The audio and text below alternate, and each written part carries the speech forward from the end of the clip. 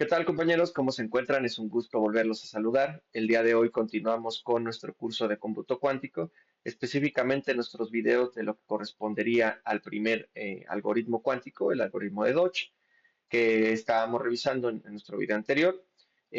Básicamente lo que vamos a ver en este video va a ser los diferentes casos de posibles de nuestras funciones que vamos a tener o nuestros oráculos, qué tipo de oráculos podemos tener y cuáles van a ser las evaluaciones de nuestro operador o de nuestra función transformada en compuertas cuánticas que vimos en el video anterior.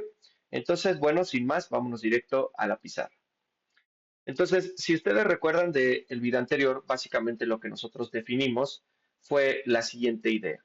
Nosotros transformábamos nuestra función, que era una función clásica, la transformábamos, esta le vamos a poner aquí que era clásica, y esta la transformábamos en un operador cuántico válido a través de un pequeño truco. Incorporábamos un qubit extra, un qubit auxiliar, y aplicábamos la función clásica que nosotros queríamos a través de la operación de suma módulo 2. Como ejemplo, habíamos dado, por ejemplo, una aplicación de nuestro operador cuántico G a un estado cuántico 1,0. Recuerden que este primer elemento correspondería al valor de x que introducimos a la función, ya sea visto de forma clásica o cuántica, y este caso, el 0, correspondería a nuestro estado de nuestro qubit auxiliar. Entonces, ¿cómo entendíamos nosotros esto? Pues podíamos separar nuestro estado, en nuestro estado ket 1,0, en el estado o G aplicado al estado ket 1, ket 0, y esto lo hacíamos para simplificar pues, el entendimiento de cómo estaba interactuando esta idea de aplicar nuestra función a través de la operación módulo.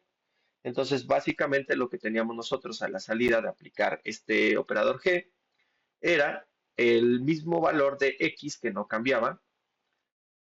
Después teníamos, digamos, el valor de nuestro qubit auxiliar y el valor de la evaluación de la función que nosotros queríamos transformar en algo cuántico, nuestra función clásica, con el correspondiente valor de X. Este 1 viene desde acá y eso nos daba nuestro siguiente registro.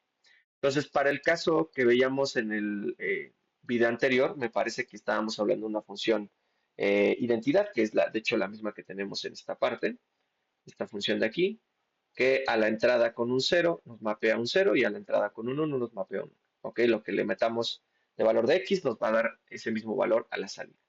Entonces, ¿qué teníamos nosotros al final de esta parte? Pues tendríamos simplemente 1 de 0, operación suma módulo. Recuerden que el f evaluado 1 nos daría el mismo valor, entonces nos daría 1. Y por las propiedades de esta operación suma módulo 2, volveríamos a tener 0 suma módulo 1, entonces tendríamos 1.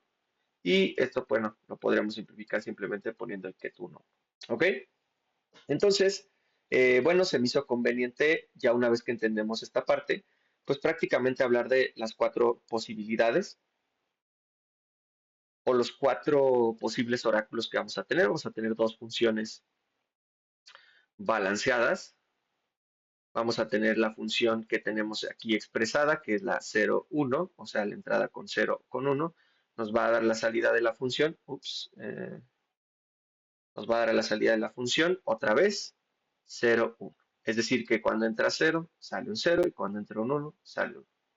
¿Qué otra función podremos tener? La inversa que también habíamos platicado, que es si entra la función 0, 1, que nos entregaría la salida, pues 1, 0. Si entra 0 nos da 1 a la salida y si entra 1 nos da 0 a la salida. Y de igual forma, pues tendríamos dos casos para las posibles funciones constantes. Este es pues, más sencillo de intuir. Vamos a tener una función eh, con entrada 0 o 1 y que siempre a la salida nos va a dar 0, que es este caso que tenemos aquí. Y también tenemos el caso de una función constante que siempre nos dé a la salida 1. ¿Ok? Entonces, bueno, si nosotros ya teniendo esto como referencia, podemos básicamente hacer las reglas de nuestros diferentes estados que podemos evaluar. Recuerden que para nuestro operador cuántico siempre vamos a introducir en este caso dos qubits, uno que va a corresponder al valor de x, que es este que tenemos aquí, sería la entrada a la función clásica, digamos, y del otro lado tenemos el valor o el estado del qubit auxiliar. ¿Ok? Entonces, ¿qué tenemos de esto? Pues si nosotros tomamos en cuenta, por ejemplo, esta función de tipo identidad o de tipo entra, lo que entra es lo mismo que sale. Entonces tenemos que cuando introducimos el estado 00, a la salida volveríamos a tener el estado 00. Si nosotros introducimos el estado 01, a la salida tendríamos el estado 01. Y cuando introducimos el estado 1,0 a la salida tendríamos el estado 1,1. Este se vuelve un poco interesante porque de hecho se comporta como la compuerta CNOT. Prácticamente si ustedes ven las reglas de transformación de cómo se van mapeando los estados, esto de aquí, este prácticamente nos da el comportamiento de una compuerta CNOT. Obviamente incluyendo estos estados de acá, que no hay ninguna modificación, es lo mismo que entra, es lo mismo que sale. Y estos dos se invierten. Cuando es 1,0, tenemos 1,1, que de hecho es este caso que tenemos acá arriba, este que habíamos tomado de ejemplo. Y cuando entra 1,1, nosotros obtenemos a la salida 1,0. Y es fácil de verificar, por ejemplo, ese último caso, por ejemplo, el de 1,1, podemos seguir la misma regla de aplicación que teníamos acá. Dejen, lo pongo con una flechita. Tendríamos prácticamente 1, ups, 1 con 1 suma módulo f de 1. Ujú. Entonces, recuerden que como es una función identidad, entonces si entra un 1 me va a entregar un 1. Entonces yo tendría de esta manera un 1, una sumo módulo 1.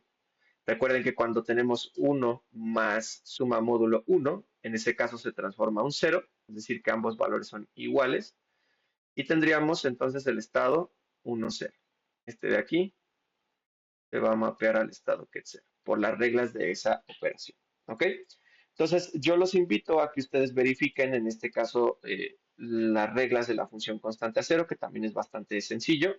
El comportamiento aquí es un poquito interesante porque, digamos que no cambia ningún estado. Si ustedes ven el estado que entra, por ejemplo, entra el estado 00, sale el estado 00, si entra el estado 01, sale el estado 01, si entra el 10, sale el 10 y el 11 con el 1. Entonces, como actividad o como parte de su aprendizaje, yo creo que sería conveniente que pudieran hacer los cálculos y verificar estos resultados y también para las otras funciones que no están puestas aquí, que sería el caso de la función inversa, que es esta de acá, y la función constante.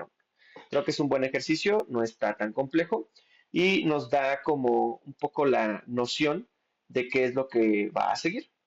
Y bueno, antes de terminar esta parte, pues vemos que en sí nosotros obtener este método de transformar nuestra función clásica f en un operador cuántico válido g, pues no está cambiando las reglas del juego. Nosotros de momento no podemos determinar a partir de un solo estado, es decir, por ejemplo, si se trata de una función constante o una función balanceada. Porque, por ejemplo, vean el caso, y déjenlo, voy a volver a poner en color verde. Vamos a ponerlo en este caso. Vean que la evaluación de, por ejemplo, la función o nuestro operador g con el estado que es 0, 0, da lo mismo para una función balanceada que para una función constante. Entonces, necesitaríamos mínimo hacer otra evaluación para poder determinar. Entonces, de momento, desde la perspectiva clásica, no hemos cambiado las reglas del juego. Entonces, en este caso, seguimos con esa necesidad de un mínimo de 2 evaluaciones para determinar qué tipo de función estamos hablando. Entonces, la única forma de vencer a la parte clásica, recuerden que es si nosotros, o si es posible, determinar si la función es constante o balanceada